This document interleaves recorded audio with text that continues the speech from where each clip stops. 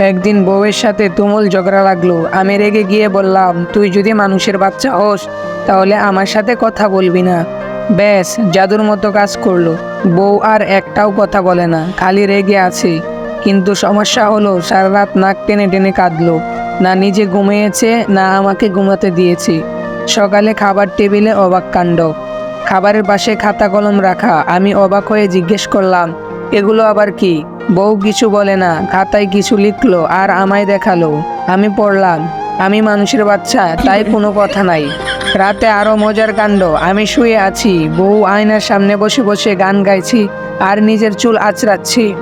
আমি খাতায় লিখলাম, প্রিয় জানু, আগামীকাল সকাল 8টায় আমার জরুরি মিটিং আছে, তুমি 7টায় দেখে দিও প্লিজ। সকালে চমকে জেগে দেখি 9টা বেজে গেছে। আমি চিৎকার দিয়ে উঠলাম, এটা কি হলো? পাশে দেখি বউ নাই, শুধু বউয়ের জায়গায় একটি চিঠি। দেরি না করে আমি তাড়াতাড়ি চিঠিটি খুললাম। বউ লিখেছে, ওগো শুনছ, সকাল 7:30 বাজে, প্লিজ উঠো, তোমার দেরি হয়ে যাচ্ছে। এটা পরে আমি বেহুশ। বাইরে ভাই, বউ আবার এমন করে নাকি? জীবনে এমন বউ দেখিনি। আমার অনেক শিক্ষা হয়েছে, আর বউয়ের সাথে ঝগড়া করব না।